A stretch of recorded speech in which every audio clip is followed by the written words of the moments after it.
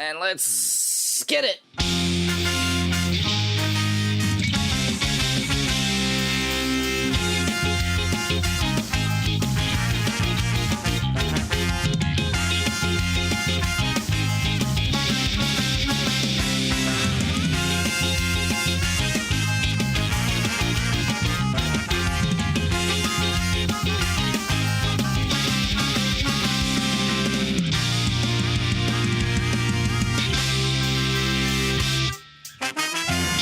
Hello, everyone, and welcome to the AdCast, a podcast for the study of modern visual culture. Coming at you from the AdCast Test Kitchen, it's your non-professional chef, Renu.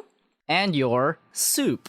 You're more chef than me, though, because you actually cook a whole lot. I do a lot of cooking, so that's valid. Yeah.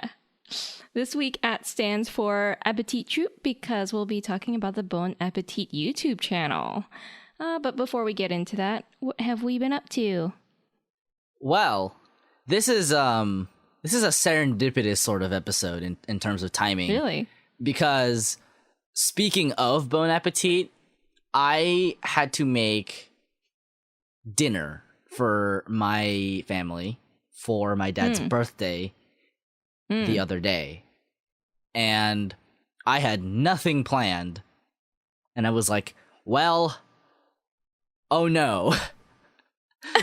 So I just went to the Bon Appetit YouTube channel and I was like, what do we got here? And I made some stuff. I made some stuff that that sounded tasty, and that it ended up being a huge hit. It was very impressive. A spread. I sous vide'd some steak, which was just because I figured that would be fine. And then I made some white pesto pasta and some potatoes. Just some nice sort of pan-cooked potatoes and some cocktails. I made some pineapple hibiscus cocktails. Man, you fancy. Yeah. It was it went really well, actually. I was surprised at how smoothly it went, all things considered. Aw. So, yeah, it's funny that we're recording this episode now because I literally just did this. I used this resource on the internet to help me in my real life. I was actually, to like kind of like prepare for this episode, I was going to make one of their recipes, but then I realized I'm moving this weekend, so I can't dedicate any time to anything else. You can't sort of do anything about that, really. It's kind of so I'll probably save that for later and maybe tweet about it or something. But yeah, that's awesome. Yeah, who knows? Maybe you'll get it done before the episode comes out. I hope. No, I won't. No, that's not in line with your schedule, huh? No. Yeah. Okay. Well, aside from that, I have been I don't remember how long really it's been since the last time we recorded, actually. Just because I actually legitimately don't remember how long it's been. And I think I've just been playing Fire Emblem, but a little bit slower this time, the second time through. So I have poached every student now because I'm playing through New Game Plus, and that lets you just take a couple of shortcuts, which is really nice. Because I don't have time, really. I just need to get through this as quickly as possible, so, But it's interesting. I will say this about Fire Emblem, which is that I think the plot of it, at least the first half of the plot, is not actually that good. Oh, okay. I've kind of cooled on it a little bit since I've played through it. Because I think the second part of each route is a lot better, but because the first part is kind of the same, and it's not it's not super, I don't know, it could be a little deeper than it is. I think there are a lot of shortcuts that the writing takes, and there's a lot of moments where you've kind of come to a place where you're gonna have something revealed to you, but because they're saving everything for the 3 routes that they have in the latter half of the game of each of those routes, you don't get any answers about basically anything. Everything's really unsatisfying. And then That's really annoying, yeah. And then if you play through a certain route, and this is technically my fault because the Edelgard route for Fire Emblem Three Houses is technically a secret route, which is like not a very well kept secret, but it is possible to miss it, and it's also the shortest one. So you don't really get any answers there either. Oh. So it's kind of a bummer. I played through Crimson Flower first, which is the 18 chapter Edelgard route one, and like it makes sense why that one's like the quote unquote secret route, because essentially you're siding with what would traditionally be understood as the antagonist of the game. Oh. Because like in the second half, she's basically like the, emperor who wants to destroy life as we know it to recreate society in her own image or whatever. I mean, it's less like that and really more like Oda Nobunaga, right? Like she wants to unite the continent and bring peace and create equality because the crest system and the nobility like cause oppression, etc., etc. Uh-huh. But because of that, it's not like, it almost seems like kind of an afterthought a little bit, except for certain things about it. But I will say it's generally better than the school part. I think the school part has way too many quote-unquote mysteries, which either get resolved in unsatisfying ways or don't get resolved at all. And anytime that they should, like, honestly just reveal something to you, they're like, but no. Because they're saving it for the second part of the game because there's 3 routes. And don't get me wrong, I kind of like the concept of it, but I also kind of wish that we would stop doing the branching route thing now. I get it. I get it. Like, we can get the whole picture if we play every route, but I would sometimes rather just have the big, straightforward narrative that the Tellius games were. So, yeah, it's right. Not as good as I felt when I immediately played it because I was in the middle of it. But yeah, it's not bad still. It's just not necessarily good until you get to like the time skip portion, which is like kind of a bummer. So that's it. I haven't gotten to the time skip yet in my second playthrough. I'm like a couple months off. But yeah, there's just like a lot that happens that's just kind of like, oh yeah. Because I didn't realize until I played through the first half again, which I'm doing right now, where a lot of the stuff like doesn't get really picked up again in a lot of at least the route that I played. And I'm assuming, and I've heard this is the case, that it's because it is more relevant in the other routes depending on which route you do, and they all have different focuses. And that's like kind of cool. And I kind of understand that, like, Fire Emblem games for a while now, for the last, like, 5 games, haven't really been super as hardcore in depth as the Wii game was, like the GameCube Wii games were. But yeah, I was just hoping that with the console Fire Emblem game that it would be a little bit more. Right. I wonder a little bit deeper. If there would have been a way for them to organize the content in a way where they would have had like a main route, right? Where you have all of the relevant information that you would need, like basically all that boring stuff that you mentioned in the first half. Right.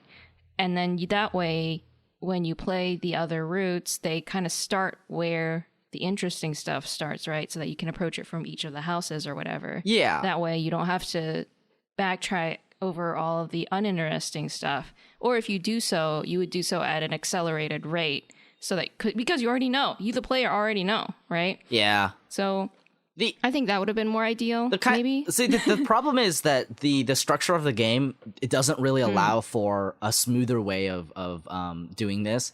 Because it's so focused around your house and your students, and you have to play through it, you have to choose your house basically immediately, which means that you're locked into that one basically for the rest of the game.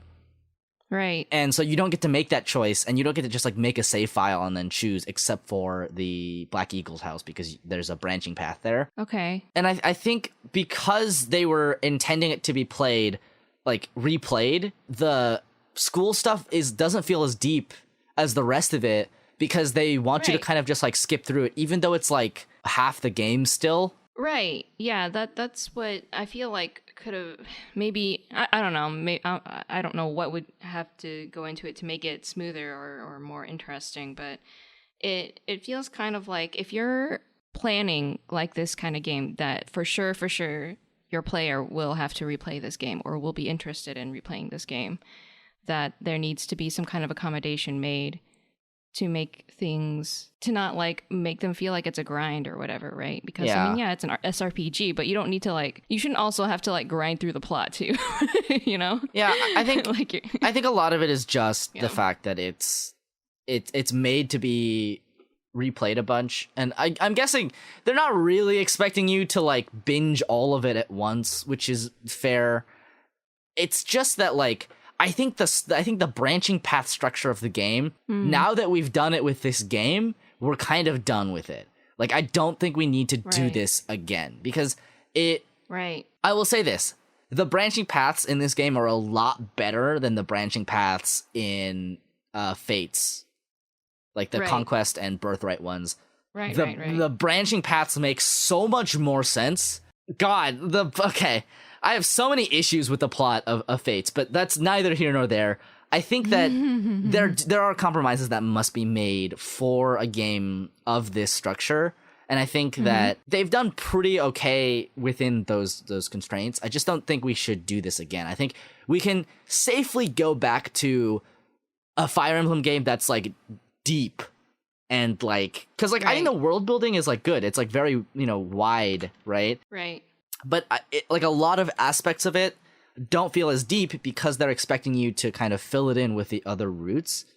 And that's not necessarily the most satisfying way to build your game. Right. Because especially if you only play through it once, then like you're just going to get a subpar experience.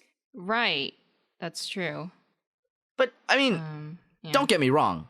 I love this game. Like I love this game. Yeah. It's just that it has some plot like writing issues, and like there are some things about it there. Yeah, I mean, of course, and I feel like considering that, according to your testimony, it's such a step up from Fates. Oh God, anything would be. Hopefully, right. Hopefully that means that they're listening to feedback, right, and whatever feedback they receive from this, they'll be able to carry forward into the next Fire Emblem game. Yeah. I think that it's a difference of expectation, because I think people were expecting a game like the previous console Fire Emblems, and instead they got kind of a halfway point between that and the handheld games, which isn't bad, mind you. I think it's a pretty good game, and it's a good intro to the series, even though it's a little complicated. Right. And there's a lot of things that it does that I really like. It's just that I think the writing is the part that suffers the most from the way the game is made.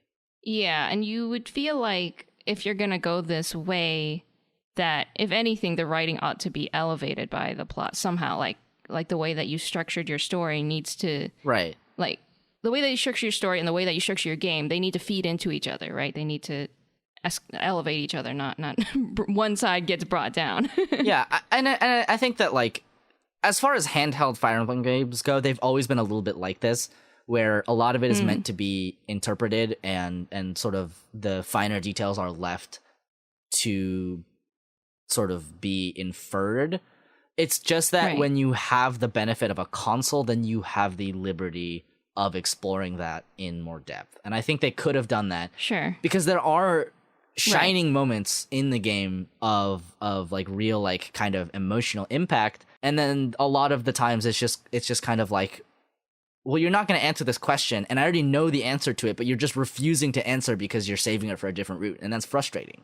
Yeah, I would be excited to see if they do end up revisiting the depth of previous Fire Emblem games in the future, because that would appeal to me. Yeah, yeah. I mean, I had to find enough time with like Awakening and all that, but like that's because I liked the battle system a lot, because I love SRPGs, but I couldn't say anything about the plot because it was right.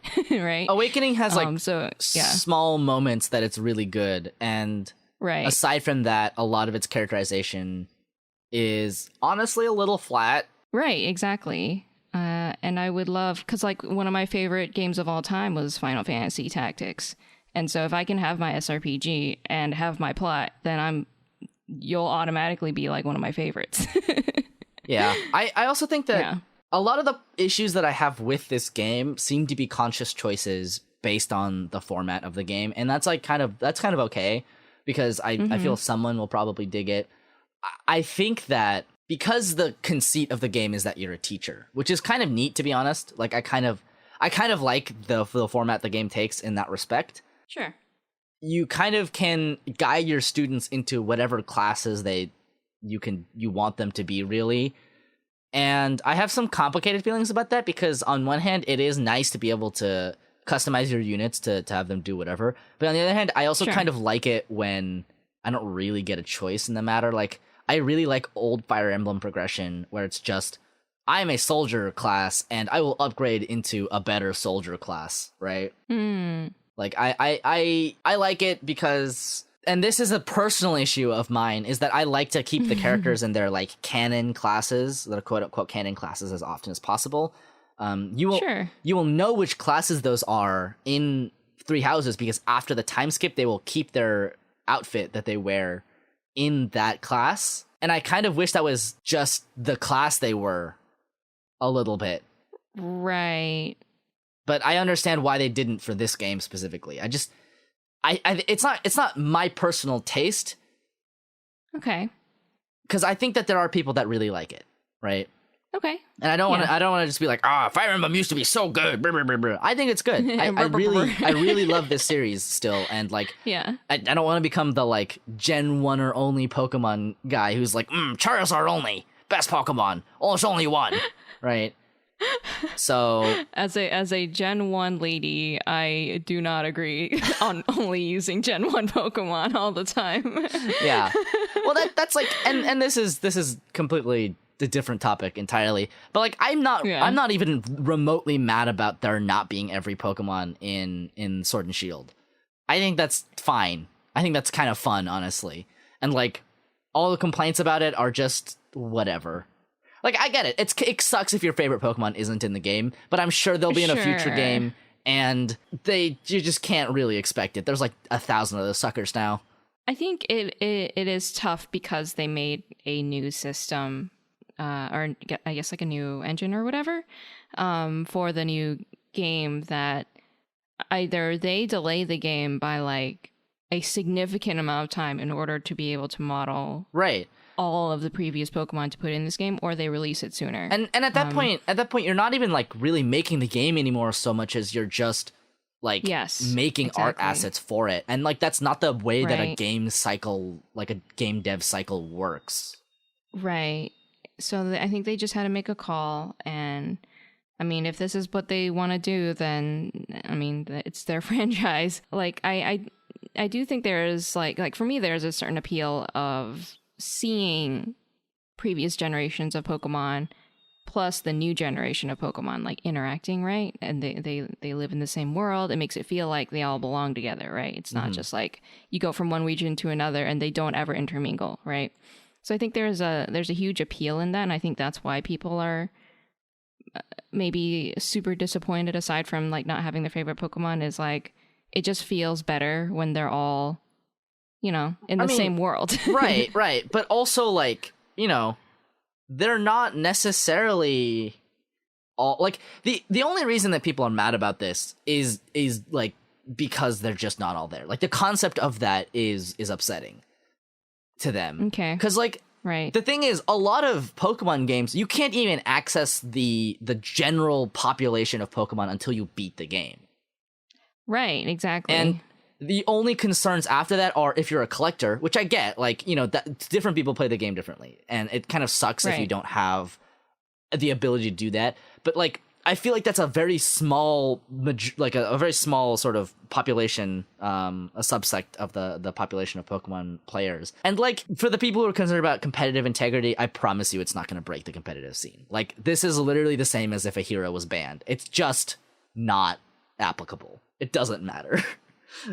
I understand the concern, but it just doesn't matter from a competitive standpoint, because limitations on competitive play just mean that there's more creativity in what happens. Like, and this is a whole other rant, but like the 222 lock for Overwatch is like, I think it's good also, but a lot of people would disagree with me and say like, well, it's not as creative, etc., etc., etc. I think that's not necessarily correct, but if I talk about that, we'll be here for 6 years.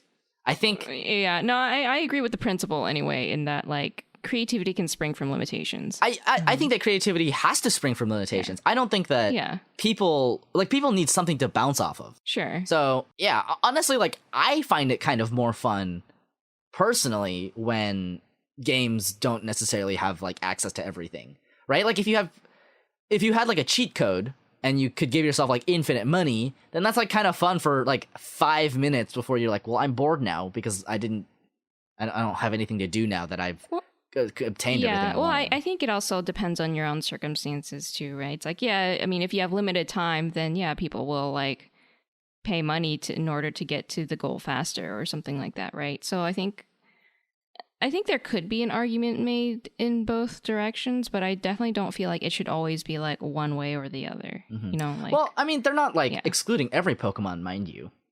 Right, exactly. And I will say that there are legitimate concerns about it, right? Like less popular Pokemon might not get in, and there are always concerns about platforms like the Pokemon Bank or whatever that are outside of the game that might not exist forever, and I completely understand that. Yes. It's just that, like, those are the only real concerns that I see about it that don't stem from, like, entitlement, right? Like, just because you've been playing the game for a while doesn't mean you're entitled to more Pokemon in your game. Anyway, that's my rant about Fire Emblem and Pokemon and a little bit of Overwatch. What have you been up to? Me? Oh my goodness, Soup. So I've had like one good thing and then two bad things happen in my past week. Tasty. Yeah, there's like a nice little good bad sandwich. So I guess we'll start with the good. I just came back from a convention, Queen City Anime Convention. It was really, really fun. That's like my hometown convention. So I got to see my family and got to see my friends. Meow. And I got to meet some online friends, which was dope because I did not know that they lived in that area, but they do. So that was awesome. Yeah, overall it's a good experience. It's a smaller con, so it's a lot more like chilled out. You know, I can actually like hold a conversation with the artist alley coordinator without them running around like a chicken without its head. And yeah, so it was fun. Very, very nice weekend. The two bad things that happened were media in my life related. One was the Star Ocean mobile game that I have actually kept up with and been playing since I downloaded it last November. Oh no. The global version shut down or is going to shut down. Oh my god. Yeah. So I was heartbroken because they literally, like, no joke, they just had their 1 year anniversary content released. Yeah. And so then it was kind of like what they did for it was they re-released all of the banners that they had up until this point in this past year, right? To kind of celebrate, and also like, if you want to get any of these characters that you didn't get before, you can get them now kind of deal, right? Mm-hmm. And then after that was just like weeks of no events, like absolutely nothing. There were a couple of like the usual like daily grind events, and the really hard, like if you're a freaking masochist, then you can do these events, but they're like it was nothing like new, right? No new characters or anything. And so people were like, oh man, it's the doomsday. Oh no. And sure enough, like they released an announcement saying that they were gonna cut all services, I think in a couple months from now. So for the one ray of light is that the Japanese version of the game is still going strong. So if you decide that you want to make that commitment, then you can switch over, which I did because I actually really do enjoy this game. Problem is, it's Japanese. Yeah, So, yeah. You can't read any of the... Not that I was in it for the story anyway, so that's why it didn't bother me, to have it in Japanese. If I know where the menus are and I can still play the game, then that's fine, which I can, and that's good enough for me. But you also, you have to start from zero because you can't, excuse me, you can't transfer any of your data over, right? So all of your characters, bummer. everything that you've invested in, it's gone. Oh, right? bummer. Yeah. And so apparently what they've done in previous games that they've shut down, I think there was a Tales of mobile game that they shut down. That company at least gave a banner in which you could get all of the characters in the game, easy peasy, right? You could just keep rolling until you get the character that you want.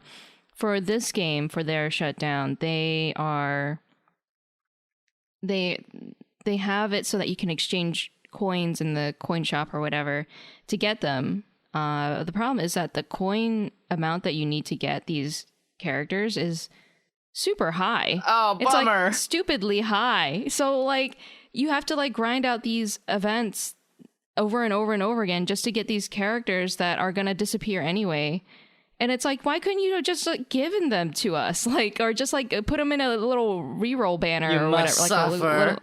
Yeah, you gotta suffer. You gotta grind some more to get them. And I guess they wanted to give people a reason, if they wanted to continue playing and grinding, then yeah, they would be able to get some characters out of it. But it just doesn't make any sense to make it that high.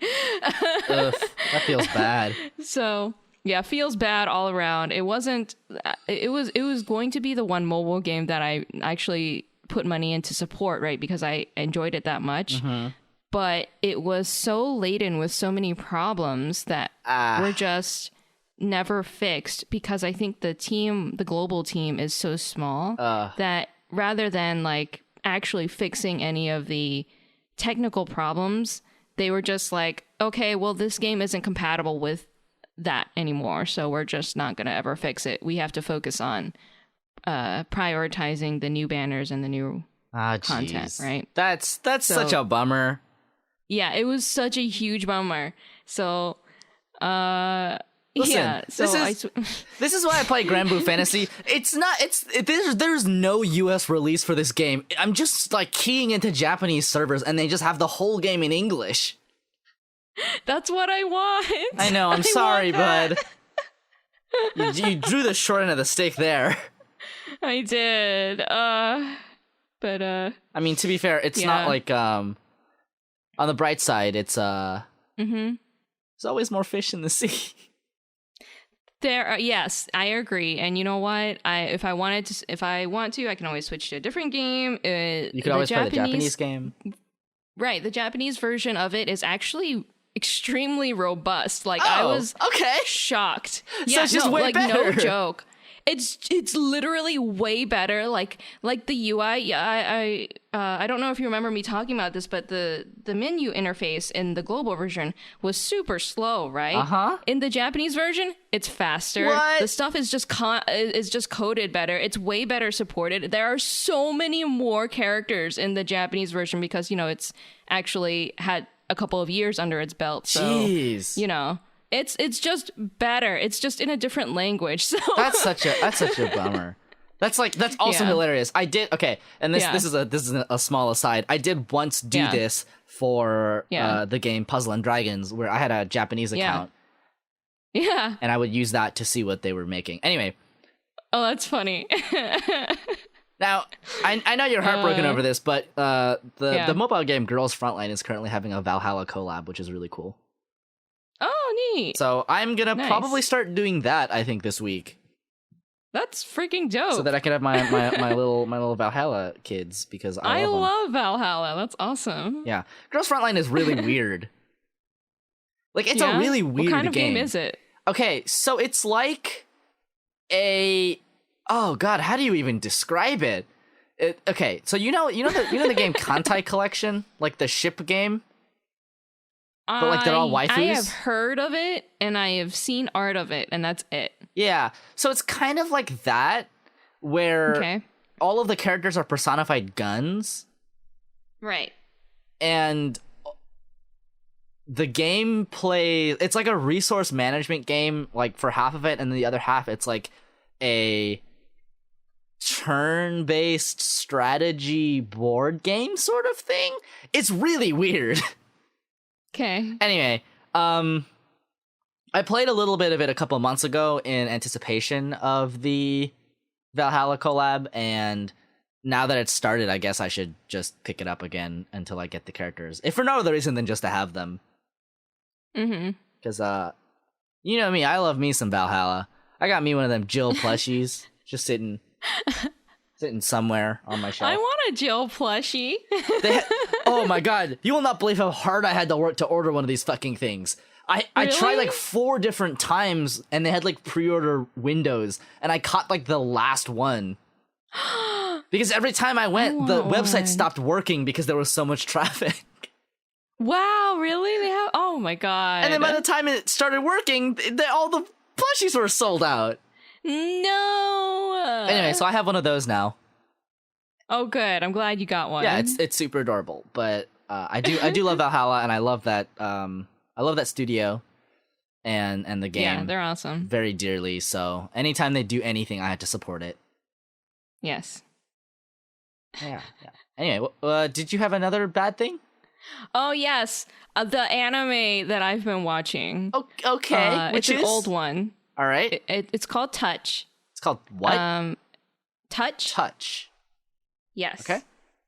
It's old. It's from the 80s.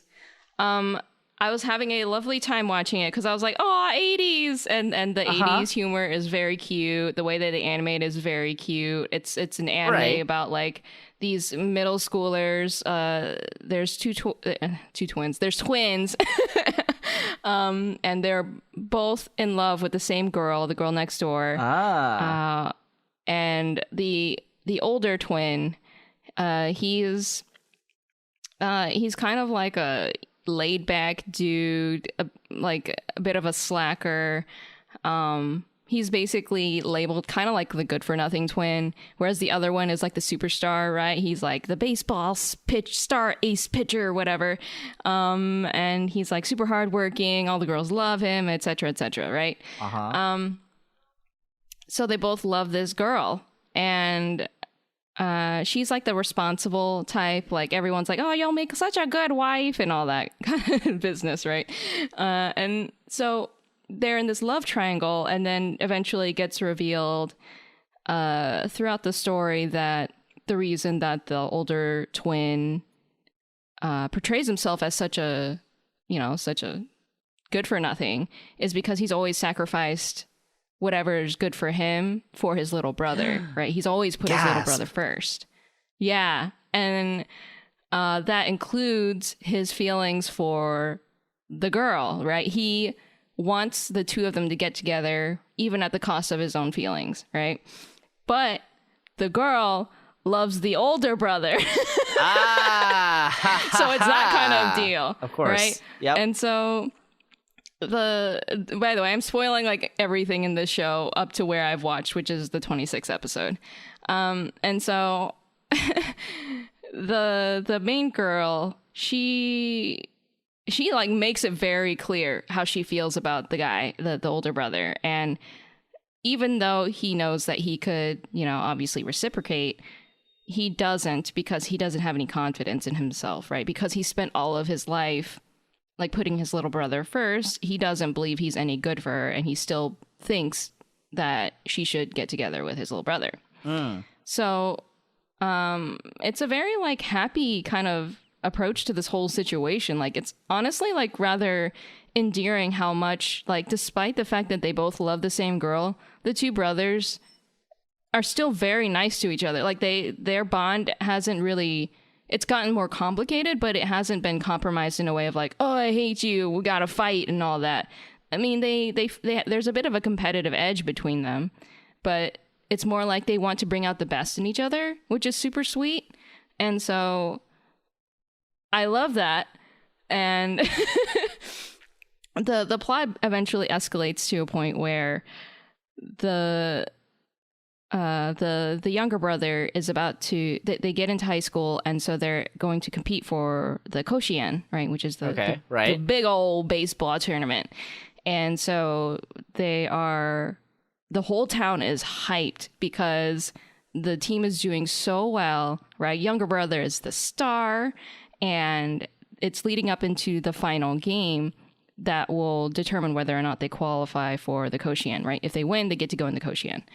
So, 26th episode rolls around, and the tone of the anime has like shifted, and it's just like it's hard to put a finger on it until you realize like how quiet the episode is and how drawn out a lot of the scenes are. Like, it's very like a lot of summery kind of imagery, a lot of cicadas, and you aren't sure why, aside from, they're building excitement for the match, right? And also it's the middle of summer, so of course they would show a lot of summer stuff. And then I'm gonna spoil the biggest thing in this anime. You find out that on the way to the tournament, or the baseball match, the little brother dies. What? What?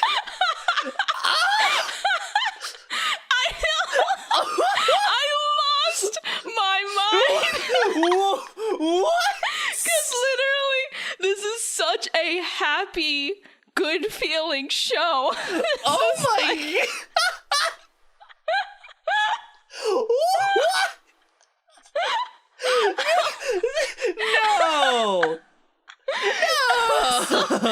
It was so much. What? I was like, this. There's no way, right? Because and what? Oh my god! It was.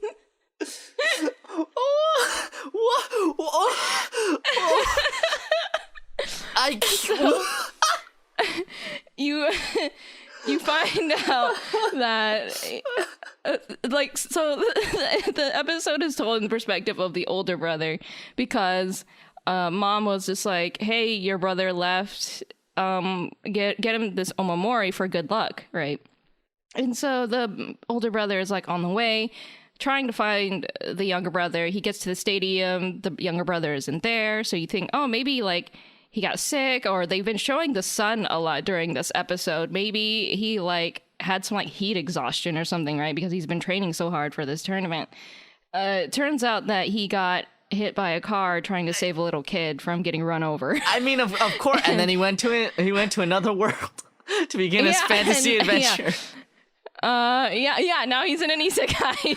Holy shit. Oh my god, it was such a out of nowhere, Soup, out of nowhere. That's so jarring to even hear. I can't imagine going through 25 episodes and then suddenly, by the way, he dies. I know. So I haven't been able to pick up the series since then. I mean, I will, because I have to know what happens afterwards, because I feel like the reason that they do this, because I feel like the writing is very deliberate in the show, is now that the little brother is gone, the older brother will end up stepping into his shoes, because this entire show they've been both the younger brother and basically everyone around him has been encouraging this older brother, like, you've been holding yourself back for so long, like, you need to like embrace the fact that you are actually like a skilled dude, you're a hard worker, you actually even have some talent for baseball, but you just refuse to acknowledge any of that because you want the best for your brother. And so I feel like that's the direction that it's going to go in, is that the older brother is going to want to become a pitcher and take his brother's team to the Koshien in his honor. Jesus Christ. How many episodes is this show? So much. Huh? How many episodes is this show? It's 81 episodes. What? He only dies 25 episodes in? I know. I thought this was like the end of the series, but it's just the beginning. It's just the beginning. Okay, I mean, I will say that there is a certain amount of God. clout, like just absolute bravery that you have just to kill off one of your main characters for realsies. For realsies. And basically what you're telling me is that like it's just everything that was good about Kimi no Irumachi, but like it's not bad after that. I'm hoping it'll continue to like go up. Well, I mean, you can't really. I mean, someone just died, but like I feel like I hope the writing is still just as strong. Like going forward after this. Well, point. I was gonna say I hope it stays good because there's really nowhere else that you can afford to go after that. Yeah. You better be good. Right. So the reason that I ended up picking up this anime is because there is actually a sequel that recently released, decades after the fact, right? What? And it takes place like 20 some odd years after this story. And so I was like, oh, I gotta watch the first series before I jump into this. So it's apparently good enough to get a sequel. Okay. So I mean, here's hoping. Sure. Yeah. Please don't rip out my heart again. I'm still shocked. Fuck, that is wild. Yeah. It was yeah, so that's what happened to me last week. Okay. Well, that's wild. That's really wild. Let's talk about the thing that we decided to talk about this episode and not other things. Yeah. Yeah, it's much happier. Oh, Jesus Christ. Okay. Let's talk about the Bon Appetit YouTube channel, but more specifically, what is Bon Appetit, you might be asking yourself? Well, dear listener, Bon Appetit is an American food magazine that has been around since the 1950s. They launched a YouTube channel in 2012 that focused mainly around cooking tutorials, guides, and interviews with chefs. In 2016 and 17, the success of the miniseries It's Alive with Brad Leone and Gourmet Makes with Claire Saffitz skyrocketed the channel from thousands of views to millions and has led to the formation of a number of different shows on the channel focused more around the personalities of the chefs than just the cooking itself. So, it's basically an old magazine with a new media coat leveraging the bright personalities of its employees to make content about food, kind of. It's great. It's fucking fantastic. It's like one of my favorite things. Yeah. So like the words are like a little bit dry, but it's said from a place of great love. it's made from a place of great great love. So, okay, I know I told you to watch this, like this whole YouTube channel and everything on it. Yes. But have you had any like exposure to Bon Appetit, like the YouTube channel or the actual like print magazine itself before? Before I think I might have seen a couple of like recipes by them. Mm-hmm. Like, you know, like just kind of like floating around like on Facebook or something. Right. And I saw it was highly recommended on YouTube. I just had never clicked on a video, right?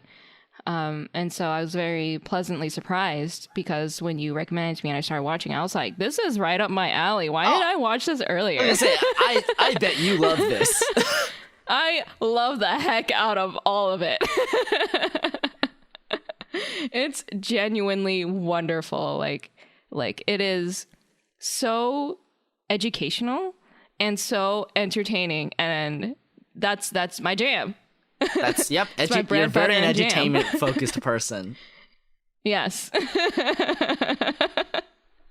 So the funny thing about this is I remember seeing these magazines in the grocery store. Oh. Like when I was just in the checkout aisle, just because I think that Bon Appetit has like consistently had like really strong cover photography for a really long time. Like if you go and look, the photography is always gorgeous. And I used to spend a lot of time in grocery stores just with my parents, basically. So Sure. I don't know. I feel like that's like a normal experience, right? You spend some time in a grocery store with reading your family. magazines in the grocery store. Sure. I didn't even read the magazines. I just looked at the covers. But yeah, it was so I recognized the name when I watched Right. some of the stuff to begin with. But I didn't realize like the kind of content they were making around the time I started watching. Because when I started watching, it was because one of my friends was like, "Oh, you should watch this thing. It's like this dude, and he just makes like fermented foods." And I was like, "That sounds pretty cool." Yeah, and he's like, "Oh yeah, it's really funny too." He's like from New Jersey.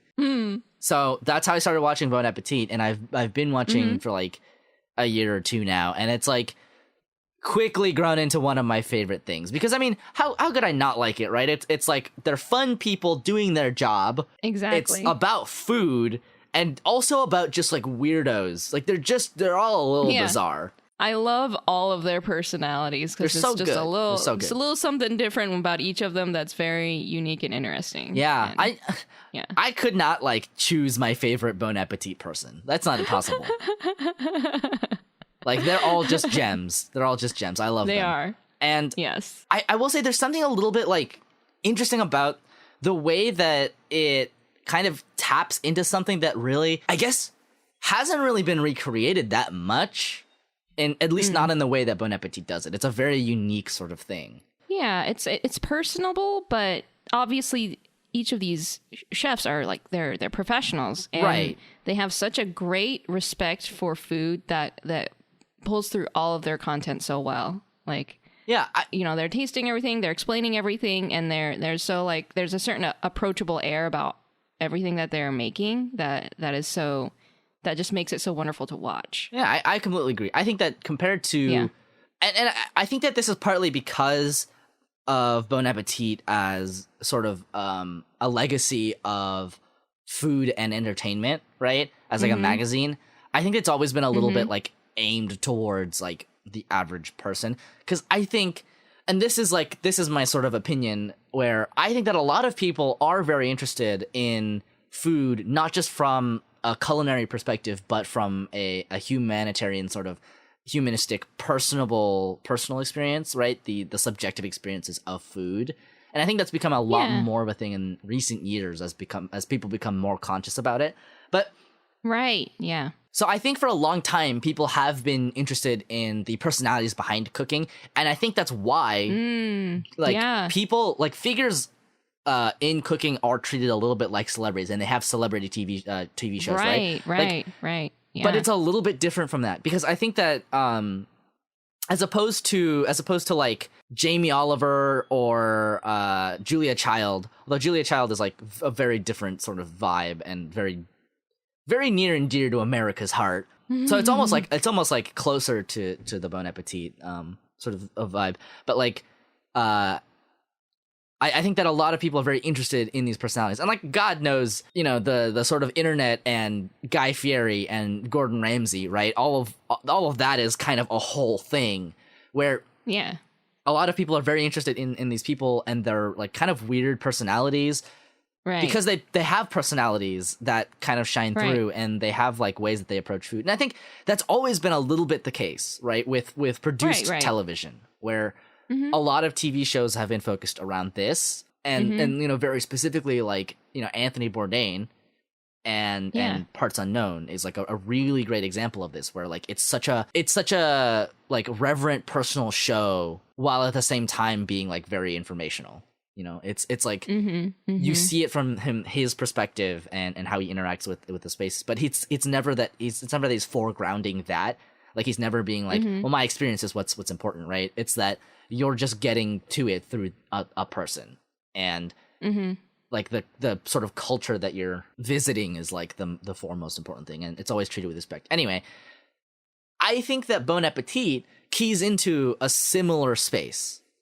And I think that it does so, but in a way that's like more informal, less produced, and more personable as a result, because you get a lot more of the people. And like you have to understand that the people that we're seeing are basically just chefs in a test kitchen and like magazine editors basically, and they are like they put on a little bit of a personality. Right, because there is a difference between people who are comfortable on camera and who are not. And I think that all of the people in the test kitchen at this point in time are very comfortable around the camera. Right. So there's a very natural sort of vibe to it, even though there is definitely a lot of production that goes into it. Yeah, I feel like I feel like they could have gone into a direction of like being super highly produced, like super highly edited, like basically kind of like a perfectionist type of production that we see a lot of already, Mhm. right? Especially like on TV and whatnot. That I feel like I'm glad that they went in this direction that they have been. Like they have a very obviously specific vision for their show, but at the same time, it's so relaxed, right? Yeah, Like yeah, it's a very it doesn't casual feel vibe. like exactly like it actually does feel like you're invited into the kitchen with them to see what they're doing, and they don't mind showing like if something goes wrong or if they have to Right. test something over and over again. Like that's part of the process, like that's the cooking process, and it feels like that's part of what this channel strives for, is to just invite you into the cooking process and show like, hey, not everything is going to be picture perfect every time. Like you're going to have some hiccups, and you're going to have like, you know, it's going to be collaborative, right? If you have other people running around in the kitchen, like you'll be able to ask them stuff, you're going to be tasting everything. Like all of that stuff is so like authentic to cooking that it makes it feel like like it's more, I don't know, it's just better to watch. Yeah. Like not that there's anything wrong with something that's overly produced or whatever, or that's highly produced rather, but there's a certain like wonderful appeal to this too. I totally agree. Yeah. I think that a lot of it is in part due to the editing, right? Because it's so informal and because they don't really cut out mistakes, even when people are just like, hey, cut that. Right? They keep it like, in no, we're on keeping purpose. It in. Yeah. And it leads to an atmosphere that's like so casual. It feels a lot like you just happened to turn kind of a camera on and someone was already doing something, right? Right. I think it's actually kind of amazing how accessible it is as a channel for like anybody to sort of, and I think this is great, right? Where it's so accessible for people to, like, even if you don't really know anything about cooking, you can just go in and they'll teach you a recipe and they'll walk you through why they're doing it. Yes. And it's like it's like someone's teaching you how to do it, and it's including all of their failures, and in a way that makes it feel so like, I mean, this is kind of a weird word to use, but it feels very real. Yeah. And it feels very, God, I hate this word, but it feels very authentic. Yeah, no, it's basically like there's a certain level of frustration that you feel when you're following a recipe to the word, and you feel like you're doing everything right and it still goes wrong.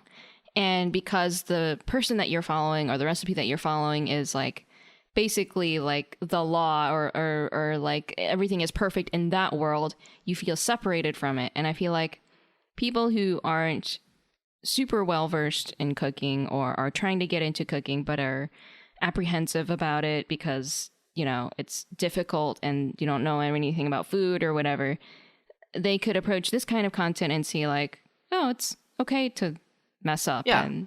Oh, they're messing up in the same way that I would, like that kind of thing, right? Well, that's like the great thing about, and I think that's a large part of why it became a popular YouTube channel, because the two things that really made it popular, you know, It's Alive and Gourmet Makes, are so like intrinsically tied to how often they fuck up everything. Like failure is a part of the process, and you don't normally get to see that from like a recipe coming out of a professional like book or anything like that, like a professional publication, because it's been tested. But because you get a little bit of insight into the process, it it demystifies everything a little bit. It makes it a little bit more accessible. And like I think that's a lot of the work that the YouTube channel is doing, which is really cool. And like, it's just kind of nice to be like enveloped in this space, like in being invited into the test kitchen with all these people. There is, and I will say this is something that I once saw somebody talk about art rooms as the opposite of a liminal space, where it has such a strong sense of persistence that it's like it feels very grounded. I feel exactly the same way about Bon Appetit, where it is like the opposite of a liminal space, where it kind of grounds you in a place. And because of the way that everyone is just doing things all at once, and the camera happens to be on one person, and sometimes they like cross over, like video wise, like something that happens in this video will like show up again because someone else is recording this video, right? Right. Yes. Like part of that is what leads to lends to this like this sense of persistence that is like so comfortable. It feels like yes. It feels very solid, right? It's like and I think it is pretty much exactly the same appeal as slice of life content. I think a large part of the appeal of Bon Appetit is slice of life content. People really, really want slice of life content, but this time it's for real. Because, like, I mean, people love, like, Wotakoi and, like, the office life, but, like, nobody would want to work in the office. You know, and in a similar sort of vein, like, being a test chef sounds exhausting. But it's, like, because, you know, you just get to watch it happen. It's really nice. Yeah. And, you know, they always seem to be having fun. They, like, love their jobs, which is great. Yes. Yes. I hope those awesome. people are being paid a fuck ton of money. I bet they are. They all, like, live in New York, basically. I'm sure they are, yeah. Yeah, they can afford it. Bon Appetit is a very, like, well-regarded establishment, generally, I feel like. Yeah. And this is actually interesting, is I think that, like, this YouTube channel is really good for the magazine because it's a print magazine. Oh, yeah. So, yeah, like, for sure. I mean, there's no way that is, like, you know, the YouTube channel must make up a very good percentage of the profits of this company now. Yeah, I feel like, I bet you that there have been so many people that have been introduced to the magazine through the channel, even though the magazine came first. Right, and I think that's always going to be like the case, right? It's like watching the anime and then reading the manga. Yes, exactly. Yeah. Okay, excuse me. I liked Bon Appetit back when it was still a manga. Back when you were looking at the manga covers. Yeah, exactly. I was like, in the grocery store. Food. Yeah. I mean, I kind of like having an online sort of recipe book now. I keep a lot of tabs of recipes, but like the Bon Appetit ones are always, and this is the nice thing, they're always very, very accessible. Like, I feel like I don't have to bust my ass when I make these recipes. Like, they're made to be very accessible. Like, they don't really require a lot of super specialized equipment, unless like you're watching Claire make, you know, candy. But I feel like she's super honest about like this, or she's very, very like conscientious of how approachable this is for the common consumer, right? A lot of them are. Yeah, for sure. Yeah, exactly, which is awesome. Like specifically the white pesto pasta that I made is a recipe by Carla, and she was like, so I envision this recipe with a mortar and pestle, but I understand that like most people don't have those, so I'm just gonna ask you to chop it up with a knife. I mean, mind you, I do own a mortar and pestle. I actually have a couple, but they're not mine. Nice. Like, my family owns a couple, but like that's right. beside the point. Most people don't. So most people don't. Exactly. There's a lot to be said about recipes, and this is part of the reason I started cooking, was because recipes were so accessible. Like the recipes that I saw were like so, like, I could do that with stuff in my pantry, right?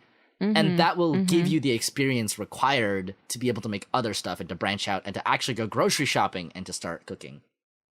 Right? So yeah, I mean, every time I think about Bon Appetit, I'm like a little bit cynical about it. I'm just like, yeah, they're just capitalizing on the personalities that they're just marketing them. That's how you explained it, yeah. But on the other hand, like, every time I get kind of cynical about it, I can't really be cynical for that long, just because it's so good generally. Like, the content itself is so good. And the people who make it care so much about what they're doing. And the fact that, like, they clearly have a lot more budget to play with in terms of video making, because they kind of went from just, like, doing stuff in the test kitchen to, like, well, I guess we just fly to Italy now and make cheese. Yes. Right? Oh my God. And I mean, like, that's, to be fair, I'm just talking about video stuff, because they already talked about how, like, you know, they obviously went around and flew around to, like, other places to, like, film or get research done for recipes. And that's, like, Mm-hmm. That's always been a thing in the magazine sort of space. But like, yeah, I don't know. I think it's kind of cool because a lot of the shows are focused on making food much more accessible. Just from like, even just the recipes, because they're so they're not that complicated. A lot of them are not that complicated, and they like kind of cut out the steps that you don't really need. That somebody like, I don't know. Like, here's the thing. I'm not to talk shit about certain celebrity chefs, but Jamie Oliver makes everything way too complicated. Like, come on, man. Take it back a step. Like, nobody wants to buy 4 different kinds of cheese to make one dish. Yeah, well, I mean, I feel like each chef or each cooking show has its audience, right? That it caters to, and you know, maybe for someone like Jamie Oliver, I can barely say his name for some reason. For someone like Jamie Oliver, maybe it caters to personalities who would love to buy 4 different cheeses and they want to go to all the lengths of trouble. No. And I 100% agree that those Yeah. recipes are definitely aimed at the kinds of people that would buy 4 different kinds of cheeses right at once. Yeah. To make a singular dish. But yeah, no, it's... I think that there's always been space for this that people have been looking for, right? It's kind of a perfect storm of a lot of different factors surrounding it. Mm-hmm. Because there is the desire for, and let's be honest here. Let's start at number 1. People want to have jobs. Sure. Like people want employment, but they kind of have this like fantasy of employment and like workspaces that are like this, where they're kind of like fun and you kind of get to do fun stuff and you like hanging out with people, right? So it fulfills that kind of like slice of life vision of work, while at the same time, it's about food, which is sort of in right now. Like, people are much more conscientious about food right now than they have been for quite a long time. And like, it's also very accessible because it's YouTube content. So it's kind of like a lot of these things. And then like, I don't know, how could you not like it when like just this friendly man from New Jersey tells you how to make kombucha? Like, there is not a small part of this. In fact, I would say almost all of it is just the fact that the personalities of the chefs are so strong and so like bright and distinct, and they're also positive. They're also nice and positive. Yeah. Like, it's just a very wholesome place to be. Yeah. But yeah. Yeah, I feel like even with all of the frustrations that go into their extremely difficult job, the fact that they are so supportive of each other is also really uplifting to see. Yeah, like they themselves don't necessarily always like super happy and ready to do their like, you know, job all the time when they're like butting headfirst into like a horrible problem. But the fact that they are like in this communal space where it's just like, you know, it's okay that you're having a hard time with this. Let's, you know, you got this, you can do it. Like, that kind of attitude is really good to see because it's not artificial, right? It doesn't feel artificial in terms of like, God put a freaking smile on, even though like I really hate that I'm struggling with this thing right now, you know? Yeah. I think that there's definitely like a level of that. Like, it is. Yeah. As much as it is sort of like you put on, because I think this is the case for anybody puts on a little bit of a character when they're on camera. Sure, yeah. But, you know, it's like none of the interactions or emotions on the show or like any of the sort of like content is really like fake, I guess you could say. It's not genuine, you know? Right, and they let you see that too. At least doesn't feel like manufactured. Right. Yeah. It's a very different format from like a produced show, and it's very different from really a lot of other things that have existed, because there are a lot of cooking channels. Cooking channels are very popular right now on YouTube. Yeah. Generally. And a lot of them have, you know, very strong personalities, right? Like binging with Babish, right? Like, that's a thing that people really like. Because it's like a dude and he makes like stuff from the shows that you like, right? and he has a certain like charm to him in his personality and his like delivery, right? But I think that's a little bit different from the Bon Appetit Test Kitchen, because yes, it is for sure. Like the vibe of it is so different, I think. Yeah, like he is also quite casual in his approach in terms of like you get to see when he messes up too. Right. And, but there's a certain energy about his videos that's different from Bon Appetit, right? Yeah, I would definitely agree. Yeah. I would definitely agree. Mm-hmm. I think that there's something about like Bon Appetit that is like so immensely charming. Like even beyond all of the things that we've kind of already talked about. There's something about it that like I can't quite place that feels so like comfortable. Like I just really like these people. And like, you know what it is actually? I kind of like that as much as it is a very personable, very personal kind of show, I guess you could say, with a bunch of people, the relationship that we have with these people is always very explicitly like, I think that this is like the kind of content where it's in a similar vein to like streaming content like Twitch, right? Where it is very focused on this idea of authenticity, not necessarily, authenticity, but the idea of authenticity, right? And approachability. And there's the fact that the chat exists as a thing to like interact with the personality changes the way that the space works, because that interaction space doesn't exist in Bon Appetit. And so the relationship that we have with these people is always very like, as casual as it is, it's very professional face forward, right? Yes. You get to see their failures, yes. you get to see their emotions, and you get to see them kind of have fun with each other, but you are always in a position where you understand that these are people doing their job. Yes. Yep. It doesn't feel like there's that line that gets crossed where like a super fan might be like, well, I mean, this might have happened, but where a super fan might be like, right, oh my you God, should I never feel like I underestimate know what people you. do. Like, right, exactly. But it feels like they at least put a concerted effort to make sure like, that this is their job. This isn't like you coming into their house and like being introduced to like their family or whatever, right? Like right. This is them at their workplace, and you are getting to see what it is like at their work, and they're teaching you a thing. there is no invitation from the Test Kitchen like channel and the way that they approach media. There is no invitation for you to feel like you're a part of it necessarily. Yeah. I think that's like the big thing, is that it feels like and I think it's because it's packaged more in a pseudo traditional content format like YouTube, where they're not vloggers, right? They're not trying to interact with you. They're just showing you something, right? Right. And they're just like putting something on, like they're just showing you how to do something, or they're doing something for your entertainment. But it never goes any farther than that. You're never like,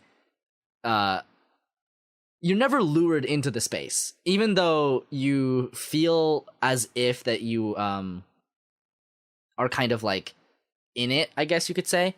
Like, you feel like a part of the space. You feel like it's like very comfortable, but I feel like it's very difficult to conflate that with the invitation that you're being asked to be a part of it socially, right? That's what Twitch does. Yeah. It asks you to participate in something socially. Yes. Right? Yes. As opposed to just watching it as content. Whereas with a YouTube channel, or a vlogger on a YouTube channel, honestly, right? Right. The expectation is different. Yeah. It feels like they've kind of found out like a nice little spot in terms of like, it's not as distant as like maybe like a cable TV show or whatever, where there's like, it feels like super like removed. And it's definitely not as intimate as like a Twitch streamer either. Right. Like, yeah, there's a definite, I don't know. It feels like a really nice balance. Yeah. It reminds me a lot of. It almost reminds me of like kind of an older generation of YouTube before vloggers really sort of keyed into the psychology of how like that sort of content works, like these kinds of parasocial relationships, where it is a lot more honest about, well, I'm just a person, I just want to share some stuff with you, right?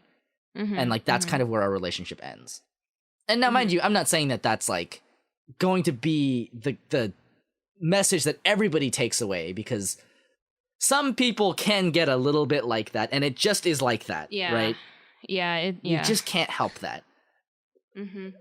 But I do think that there is a nice, like, comfortable professional distance that is kept. It's like you just get a little glimpse every now and again into what they're doing in the kitchen, and they explain to you. Okay, complete aside, they just make the recipe so easy to understand. I'm just so glad.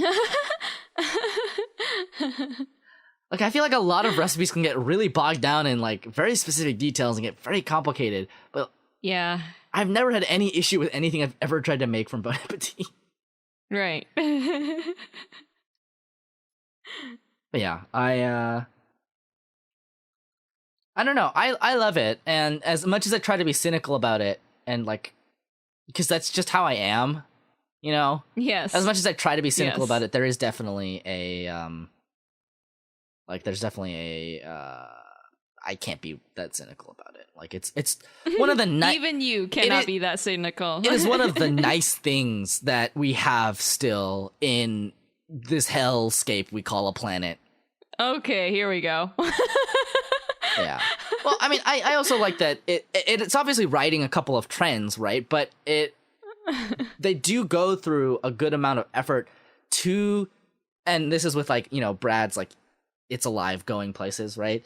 Like they do a lot of work to make sure that you know where food comes from, which I also think is very important work. Yeah. Yeah. Because I think that's really cool too. Like I like the offsite stuff as well, where they just go somewhere and they get to learn about something, right? Yeah. Because it really kind of it's kind of funny because it kind of shifts the whole paradigm of like, you know, we're watching these professionals do something because they're teaching us because they're better than us, where it's it's different now. Now we're watching as the professionals that we've been watching don't know anything about this thing, and so they're learning from other professionals. It's actually very cool, and it's super cool, and it like kind of highlights this chain of where everything comes from, which I think is very important for food, and I think that's something that people are very conscious of now, like very conscientious of nowadays. Do you have a favorite show? I feel like it could be a toss-up between It's Alive and Making Perfect, but I also have like such a hugely profound respect for Gourmet Makes.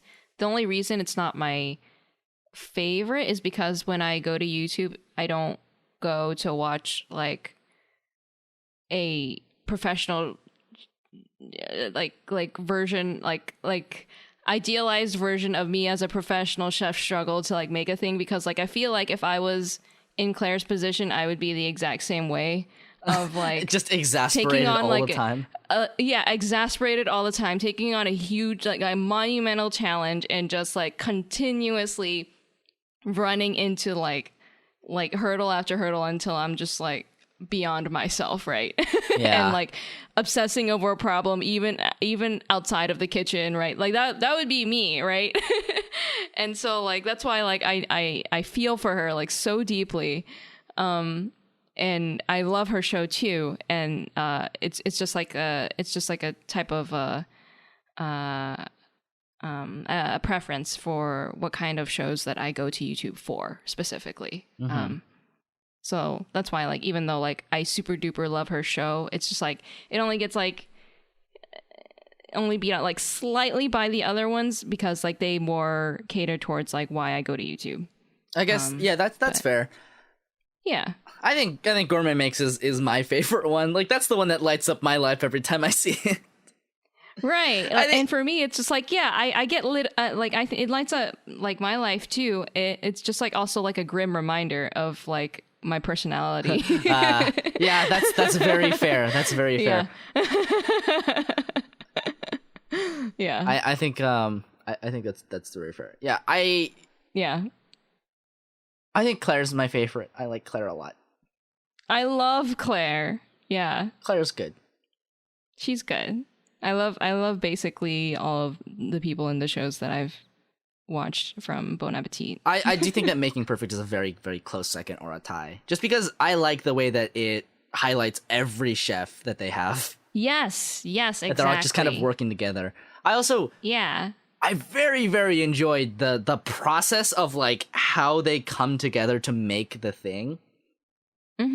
Because I feel like that more than any other thing on the channel shows the process of how they come to these conclusions and how they make something, which is really cool. Because then you actually get insight into how they sort of do their job. Yeah, it's super awesome.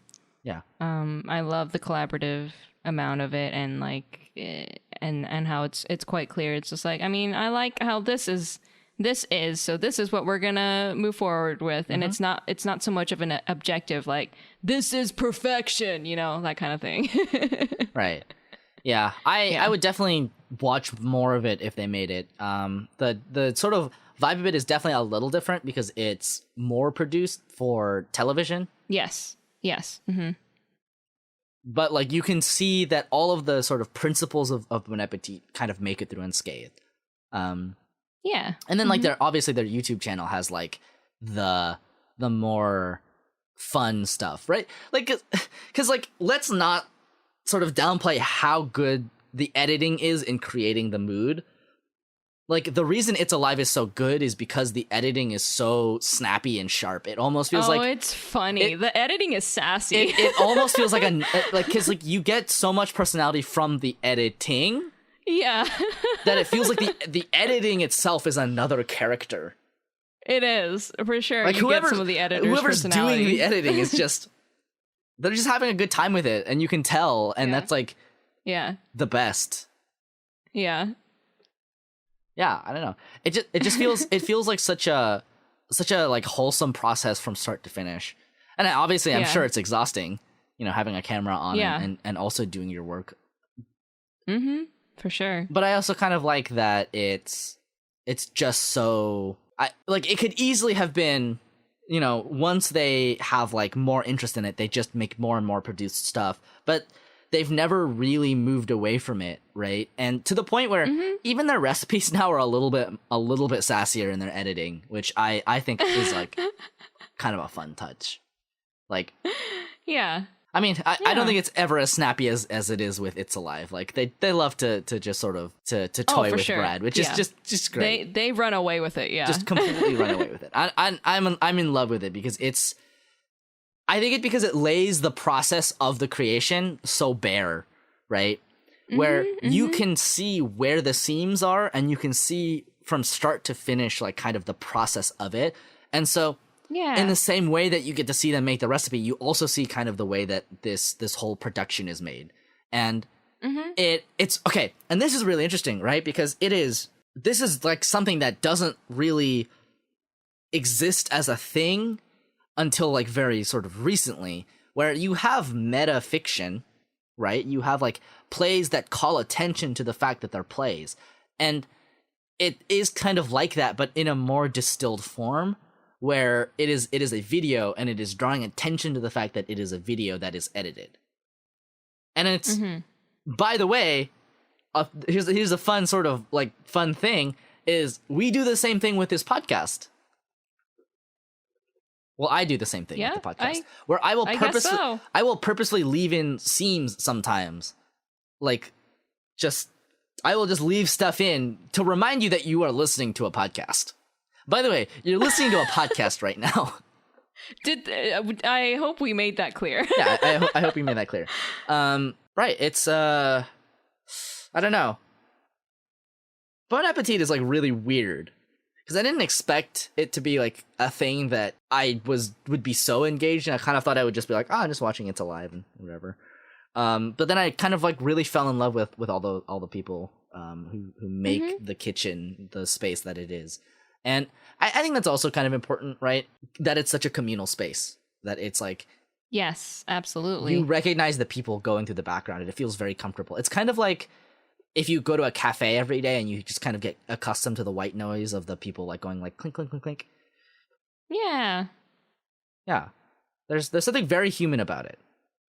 Mm-hmm. Mm-hmm. Also, Chris Morocco. I love Chris Morocco.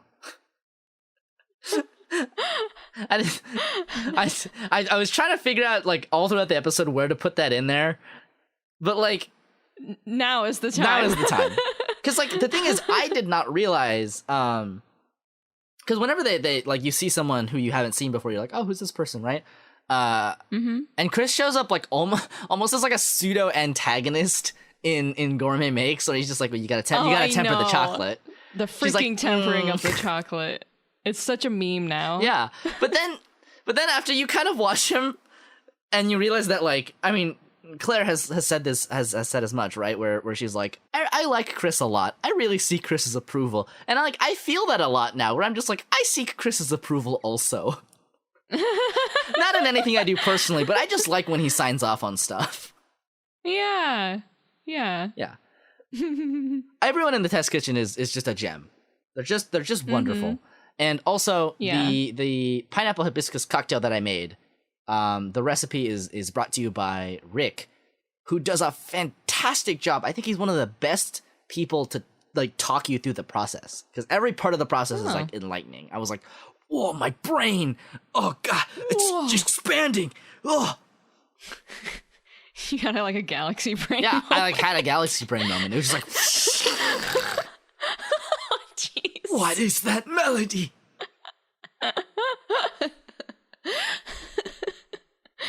So, yeah. I mean, I hope they keep making content, and I hope it stays very like true to what it has been. Because I think there is a very real possibility for things that get successful to be emulated in a way where they're just looking to do it more, right? And not necessarily think about what they're doing. But I think that they're very mindful about how they've done the content, which I'm really appreciative of. Yes. Because like that, they have a very specific image and goal in mind. Yeah. And I mean, like, because this is how I feel like about a lot of YouTubers that I used to watch, right? Where they sort of, because the success was so unprecedented, they moved into spaces that were more storied, like more historied, like, television shows and highly produced stuff like that. So it feels a lot less genuine.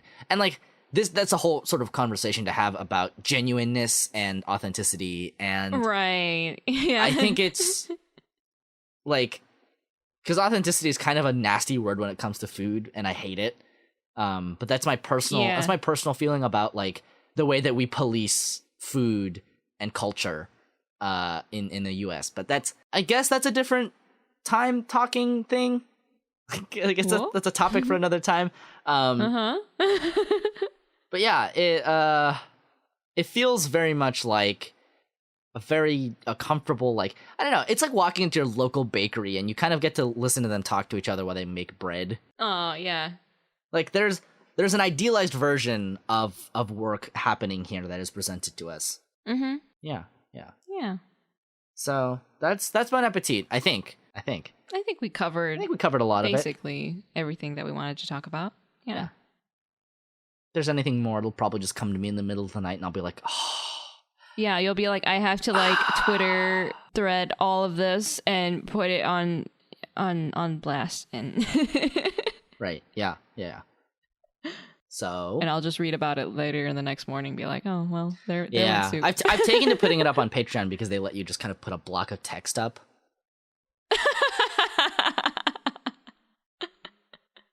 So that should be fine. Anyway, yeah. Let's just wrap that up for now. If we want to come back to it, we can always come back to. Oh, Renu. Oh. Before we move on, speaking of Bon Appetit, before we move on, one last thing. Did you see the pictures where Leehama took screen caps of the Bon Appetit test kitchen and drew the Gourmet Hound characters over? What? Oh, it's so good. It's my favorite thing. No way. haven't been on Twitter recently. Hang on. Okay. Well, we'll get you up to speed on that. Let's wrap up. How about we? Okay. So, I guess, where can we find you on the internet? What are you up to? You can find me on Twitter and Tumblr and Twitch on SwanDrawn. Oh no, SwanDrawn at SwanDrawn. Yep, that's me. Yep. And then you can find me on Instagram at Swan.drawn. I know my own branding. Nice.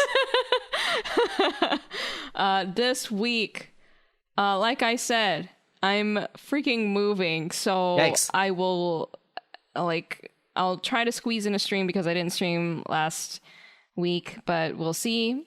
And then I've got one more convention at the end of the month, and I think that should probably be it. I'm looking at the drawings now. Okay. From Leehama. They're really great. They're my favorite thing. Oh my god. They're so good.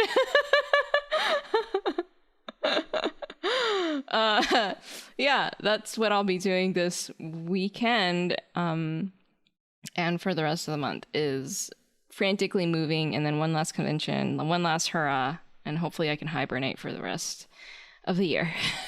Yeah, you've done all of the work of the year before, August is even done. Like in August, yeah. I feel that, though. I did graduate. Yeah, there you go. Similar feelings there. I feel like I'm done. I'm done for the year. I did my thing. Let me rest. Let me rest, please. Yeah, what about you? You can find me all places at Literal Soup. If I'm on a place, it's probably there.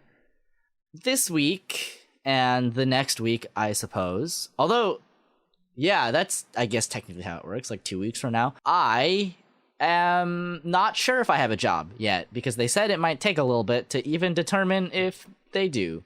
So, I guess I'm just sitting here waiting. Aside from that, I've been playing video games. Like I'm going to play more Fire Emblem, obviously, and get through every route, and then figure out all the lore, and then I'll piece it together, and I'll be like, okay, is the writing actually decent? Final verdict. Yeah.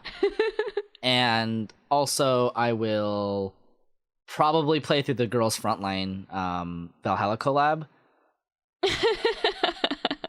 And then probably also Overwatch, because they have Roll Q in, and they have the new Hero Sigma, so... Yeah, that's pretty exciting. Yeah. I will nice. probably just be cycling between... Oh, I'm going to ramen tomorrow. Okay, I say tomorrow. We're recording this on the 13th, which is a Tuesday, so Wednesday. Yes, tomorrow. So by the time you listen to this, I will already have had ramen, probably. Yum. Yeah, it's apparently a pretty famous place in San Francisco. I took it upon myself. I took it upon myself to try every ramen place in the Bay Area.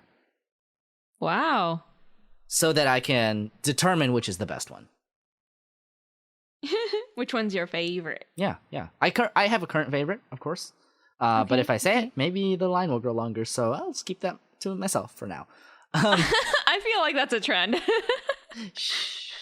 Anyway, I'm gonna get ramen tomorrow. It's a pretty famous place, honestly.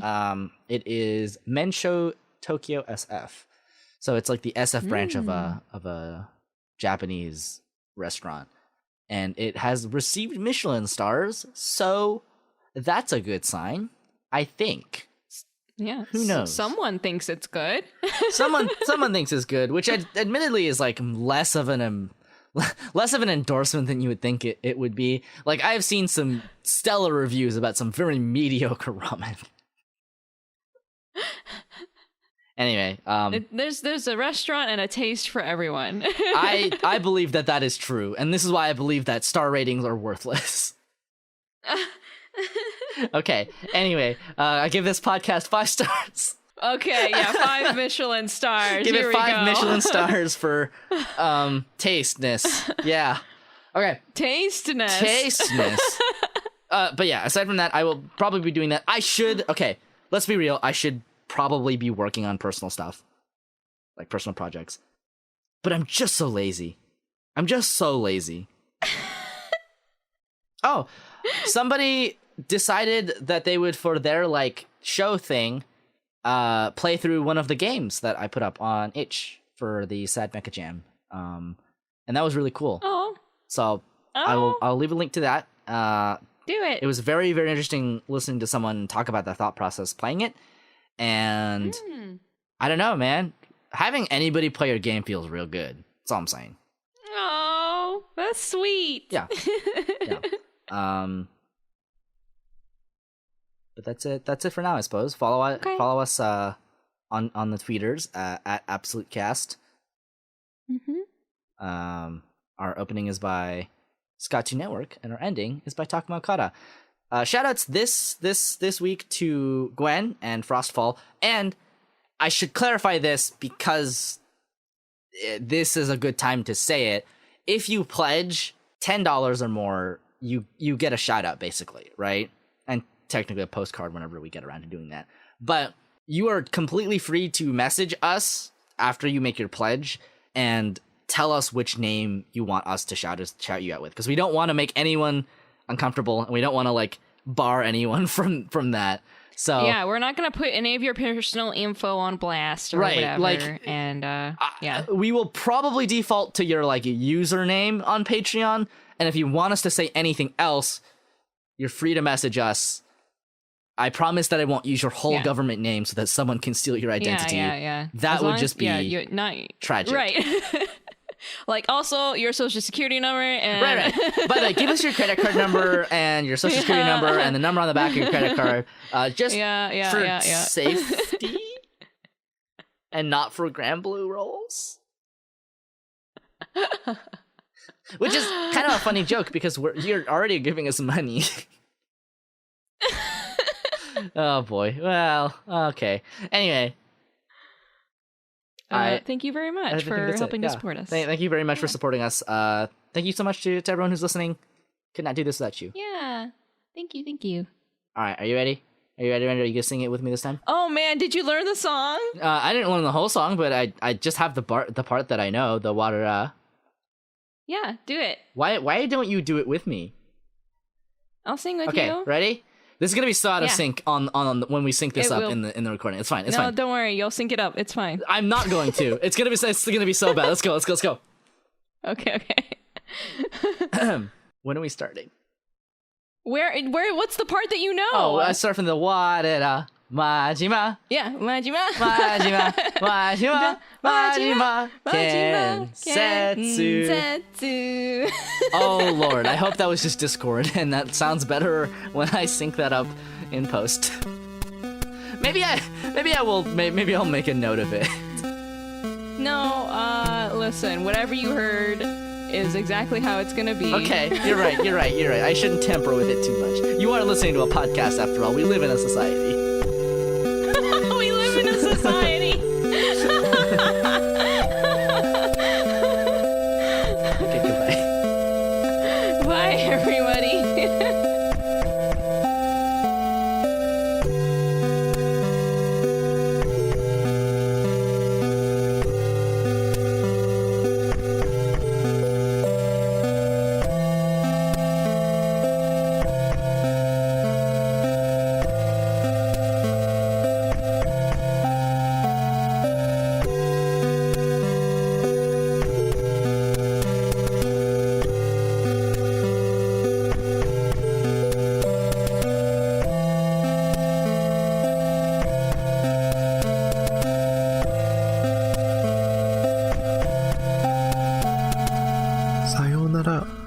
また明日ね。